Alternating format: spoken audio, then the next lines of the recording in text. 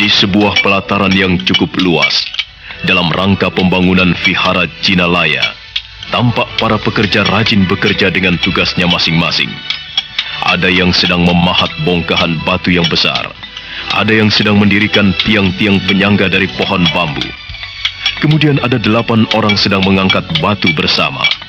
Ratusan pekerja sibuk dengan tugasnya masing-masing.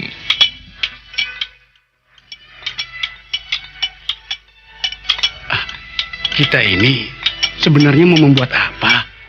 Kok banyak sekali pekerjanya di sini? Waduh, masa kamu tidak tahu, Kang? Sungguh aku tidak tahu. Mulanya aku ditawari bekerja sebagai pemahat.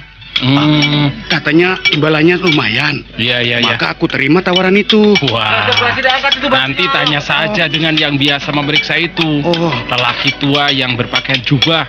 Namanya kalau tidak salah Dang Acaria. Oh begitu. Iya. Baiklah nanti. Guru, rupanya ada seorang pekerja yang sedang mendekati kita, Guru. Mau apa dia? Den, maafkan atas kelancangan saya, Den. Saya mau bertanya, apa benar Aden ini Dang Acaria? Benar. Ada apa Kisanak? Kelihatannya seperti ada yang penting. Begini, sebenarnya tidak terlalu penting, Den. Saya ini hanya orang kecil. Tentu saja pertanyaan saya juga sangat sederhana. Kisanak, Iya. apa yang ingin Kisanak ketahui? Nak Mas yang tampan ini siapa ya? Kok selalu mengikuti kemana Den Acaria selalu pergi? Saya adalah pendamping Dang Acaria. Nah, katakan apa yang ingin kamu ketahui. Sebenarnya bangunan apa yang sedang dikerjakan lebih dari 100 orang ini ya? Itu yang Kisanak ingin tahu. Iya. Kita ini sedang membangun sebuah vihara untuk Sang Buddha. Vihara? Iya. Apa itu, Dan? Semacam sanggar pemujaan. Iya. Sanggar pemujaan untuk Buddha, Den? Iya. Iya, saya mengerti. Terima kasih ya, Den ya. Baik, Kisanak. Waktunya istirahat. Laut, ayo. Kerjaan dilanjutkan besok pagi saja. Ayo, laut. Ayo. Tidak terasa hari sudah sore, Dharma. Iya, Guru. Suara gong tanda berakhirnya kerja sudah terdengar. Tiba-tiba membuat tubuhku terasa lelah. Apa ini sebuah pertanda kalau aku ini sudah hujur? Saya yakin Guru hanya bergurau. Sebab menurut pengamatan saya selama ini, Dang Acaria seorang yang tangguh. Harapan dan cita-cita sering membuat manusia lupa akan berjalannya sang waktu. Sudahlah, ayo kita pulang. Baik, selamat sore, Guru. Selamat sore. Dharma, Iya, Guru. kamu mau ikut tidur di wismaku? Terima kasih, Guru. Saya menginap di rumah Ki Umbul saja, biar lebih dekat untuk mengawasi bangunan. Begitu. Iya. Tetapi kalau kamu sekali waktu ingin tidur di wismaku, Iya. silakan. Tidak dilarang. Terima kasih, Guru.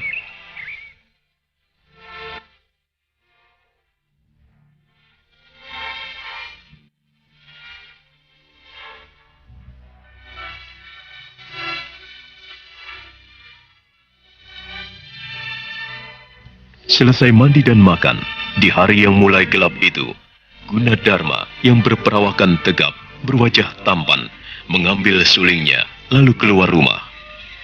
Di halaman depan rumah Ki Umbul, tampak padang terbuka. Gunadarma duduk di atas batu besar yang mengkilap karena begitu sering diduduki. Kemudian ia meniup serulingnya, mengalunkan nada lembut mendayu, laksana suara rindu sang Kamajaya kepada Dewi Kamarati.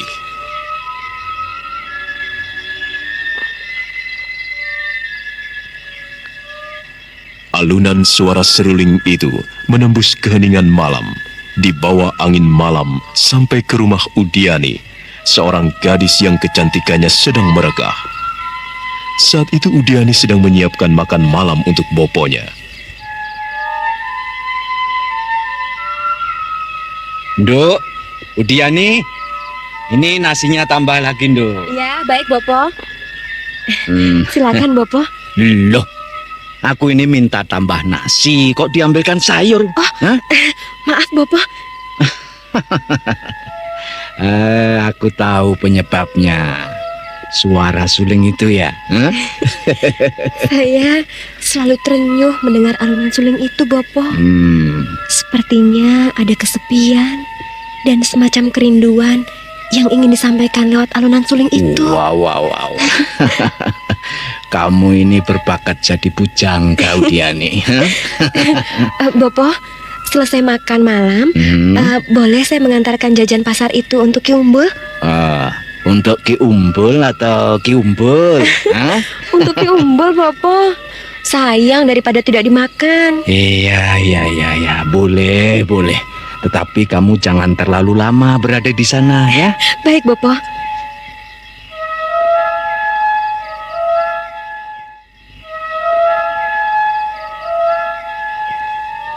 Sementara itu, lelaki tua yang bernama Ki Umbul ikut menikmati alunan seruling Gunadarma sambil meracik sirih. Ki Umbul pelan-pelan mendekati Gunadarma sambil mengunyah sirihnya. Setelah sampai di batu besar itu, Ki Umbul ikut duduk. Tiba-tiba Gunadarma menghentikan tiupan sulingnya.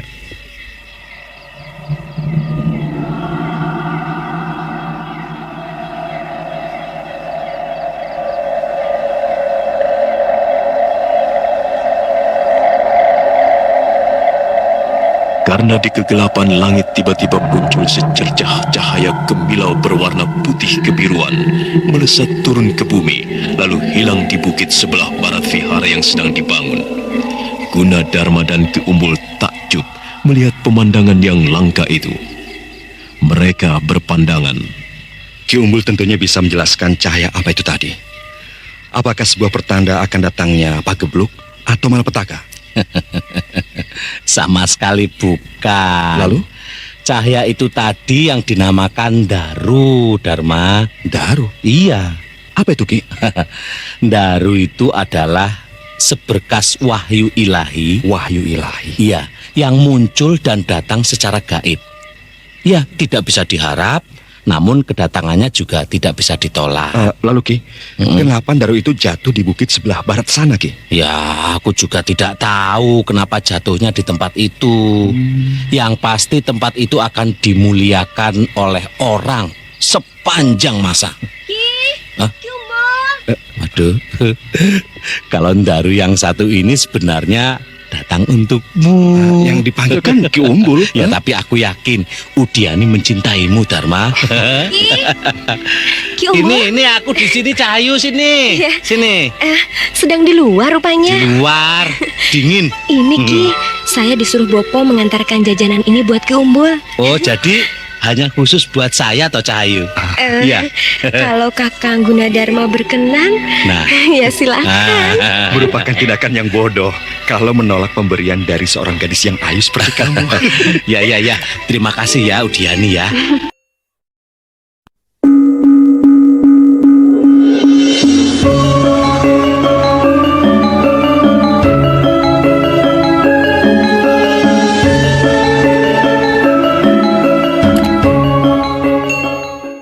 Udiani mencintaimu, Dharma. Ki Umbul. Ini aku di sini, Cahayu sini. Iya. Sini. Sedang di luar rupanya. Di luar, dingin. Ini Ki, saya disuruh Bopo mengantarkan jajanan ini buat Ki Umbul. Oh, jadi hanya khusus buat saya atau Cahayu? Iya. Kalau Kakang Gunadarma berkenan, Nah. ya silakan. Merupakan tindakan yang bodoh kalau menolak pemberian dari seorang gadis yang ayu seperti kamu. Ya. Terima kasih ya, Udiani ya. Aku mengambil beberapa jajanan ini, selebihnya biar dihabiskan Dharma ya. Ya. Ki Umbul mau kemana? Sudah. Aku mau masuk dulu. Udara malam kurang baik untuk kesehatanku. Sudah ya.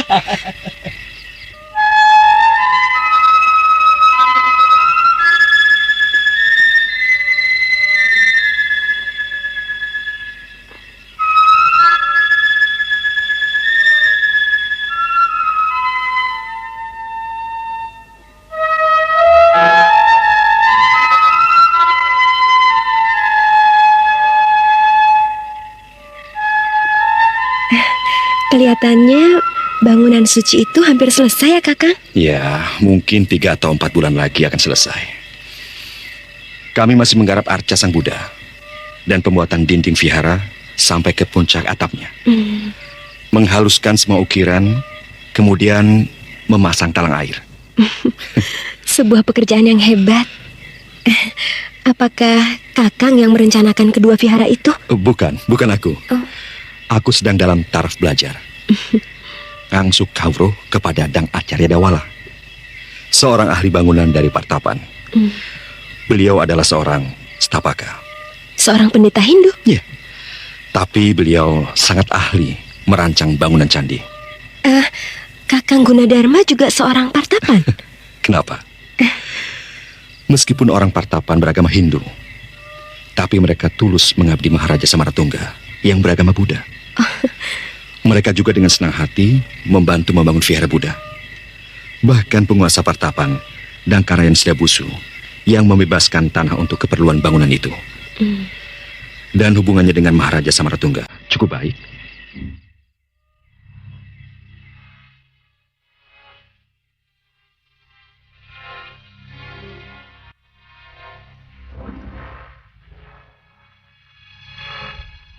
Sementara itu, sesosok bayangan berkelebat dari balik kerumbul perdu, kemudian berhenti pada sebuah kerumbul yang lebih lebat. Kejadian ini terjadi tidak jauh dari batu besar tempat Gunadarma dan Udiani duduk. Rupanya sesosok bayangan itu sedang mengintai tingkah laku dua insan yang sedang melakukan pendekatan itu. Ternyata sesosok bayangan itu adalah Udatta, seorang pemuda gagah dengan sorot mata yang tajam, terus mengamati tingkah laku Udiani. Udatta yang juga seorang pendekar itu sebenarnya menaruh hati kepada Udiani.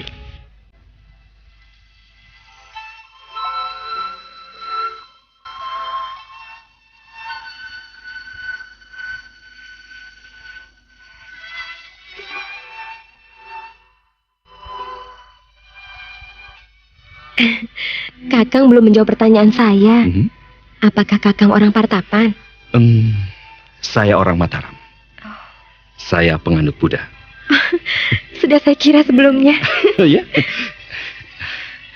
Saya pernah menimba ilmu kebudayaan sampai ke Nelanda, di tanah Hindustan, dan mengamati puluhan bentuk bangunan vihara Buddha di sana, serta bangunan stupa-stupa yang indah. Wah, kalau begitu, Kakang sudah kaya akan pengetahuan, ilmu dan pengalamannya pasti sudah macam-macam. Ternyata lain ya dengan yang saya kira. Lalu, apa pendapatmu tentang diriku? Dari alunan suling yang Kakang tiupkan, saya menangkap suatu kerinduan dan suatu kesepian yang dalam. Kenapa Kakang tersenyum? Meskipun saya sudah berkelana sampai ke Hindustan, menggali banyak ilmu pengetahuan dan pengalaman, namun hati saya merasa sepi. Bagaimana mungkin orang berpengetahuan luas bisa kesepian? Ilmu pengetahuan dan segala macam pengalaman itu urusan pikiran, Udi. Sedangkan sepi dan kerinduan adalah urusan hati. Jadi, dengan kata lain, hati Kakang sedang sepi.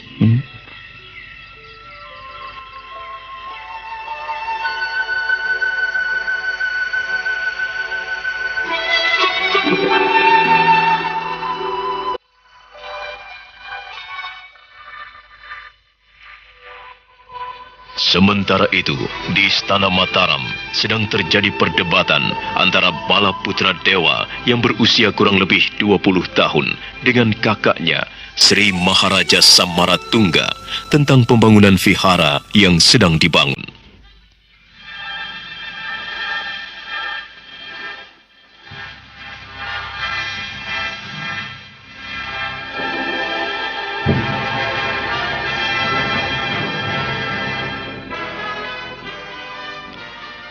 Kenapa Kanda Maharaja lebih suka menggunakan tenaga orang-orang Wangsa Sanjaya? Apa keberatanmu, Balaputra? Mereka tidak sealiran dengan kita. Bukankah kita bisa mendatangkan ahli pembuat vihara dari Nelanda? Apa hebatnya Rakai Pikatan serta Dang Acarya Dalawa itu? Jangan begitu picik, Balaputra. Mereka cukup setia kepada kita. Mereka sangat tulus memeras keringat dan otak untuk membangun dua vihara yang telah lama kuimpikan itu. Dari kalangan kita sendiri sebenarnya juga mampu melakukan hal itu. Dengar dulu, Balaputra. Bahkan Dangkarayan Sidabusu, Raja Bawahan Mataram di Partapan, dengan ikhlas membebaskan tanah-tanah miliknya untuk kepentingan vihara itu. Kurang apa kesetiaan mereka? Dan apa yang salah dari tindakanku? Kita telah berhutang budi kepada orang lain. Itulah kesalahan Kanda. Kalau kita punya hutang budi, kita tidak akan bisa berlaku tegas. Dan bagaimanapun, orang-orang Partapan ialah Wangsa Sanjaya. Aku yakin, mereka tidak akan rela melihat kita terus berkuasa di Jawa Bumi Mataram. Kata-katamu hanya dipenuhi rasa dengki dan amarah, adikku Balaputra. Kalaupun kita memakai orang Nelanda, itu juga berarti kita berhutang budi kepadanya.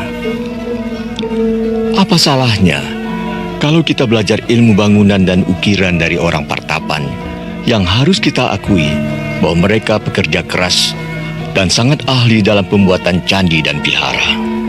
Saya hanya mengingatkan kekeliruan Kanda Maharaja. Karena kekeliruan besar lainnya juga sudah nampak di depan mata kita. Apa maksudmu, Balaputra? Saya lihat Putri Kanda, Pramawardhani, sudah mulai akrab dengan Rakai Pikatan dari Wangsa Sanjaya. Itu juga kau anggap sebagai kesalahan, Balaputra? Aneh. Cinta kasih sepasang manusia juga kau anggap kekeliruan. Iya, karena Rakai Pikatan Empu Manuku adalah pewaris Wangsa Sanjaya yang beragama Siwa, yang setiap saat siap untuk menerkam kekuasaan kita. Itu baru perkiraanmu saja, bukan?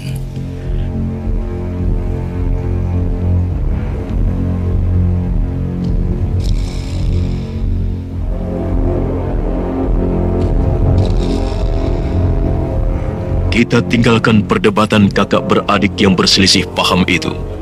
Kini kita ikuti Udata, seorang pendekar yang berwajah tampan yang minta ketegasan kepada Udiani tentang cintanya. Karena ia merasa diremehkan, maka ia melabrak Sarwapala Popo Udiani. Apalagi yang kamu inginkan, Udata? Apa kurang jelas jawaban Udiani? Aku benar-benar merasa dipermainkan, Paman. Kalau Udiani memang menolak lamaranku, katakan dengan jelas, dengan tegas. Jangan berdalih macam-macam. Kamu kan sudah dewasa, Udata. Tentunya kamu harus bisa membedakan antara dalih dan syarat. Kalau tidak salah pendengaranku, anakku mengajukan syarat, yaitu kalau kamu bisa mengalahkan Udiani, dia baru mau kamu beristri. Nah, sebagai seorang pendekar mestinya kamu mengerti hal itu. Apakah Gunadarma telah mampu mengalahkanmu, Udiani? Aku tidak mengerti maksud kata-katamu, Udata. Aku tahu semua yang kamu lakukan di rumah Ki Umbul. Murahan kamu. Oh, rupanya selain pendekar, kau juga seorang tukang intip. Aku paling tidak menyukai orang yang suka mengintip orang lain, Udata. Aku mampu mengalahkan anak itu dalam 4 jurus, Udiani. Bukan itu syaratku. Kalahkan aku kalau kau menginginkan aku menjadi istrimu. Baru kali ini aku menemui gadis jumawa seperti ini.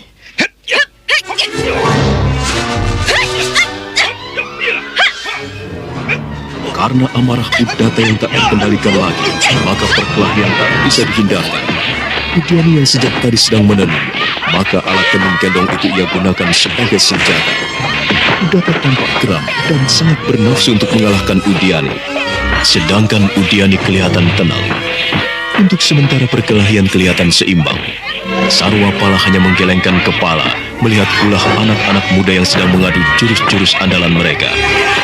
Sambil terus menangkis dan sedikit mundur, Udiani dengan cepat melepaskan ikatan alat tenun itu dari perutnya. Kemudian bisa meladeni serangan Udata dengan lebih bebas, sehingga Udiani segera bisa mendesak lawannya. Dengan satu tendangan yang mantap, membuat Udata tersungkur. dalam perkelahian itu? Udata yang mencintai Udiani? Atau sebaliknya? Padahal, jika Udiani kalah, ia harus bersedia diperistri Udata sesuai dengan persyaratan yang ia minta. Saudara pendengar, untuk mengetahui jawabannya, ikutilah terus serial Sandiwara Radio Borobudur dalam kisah Cahaya Gaib di Bukit Keramat. Sampai jumpa.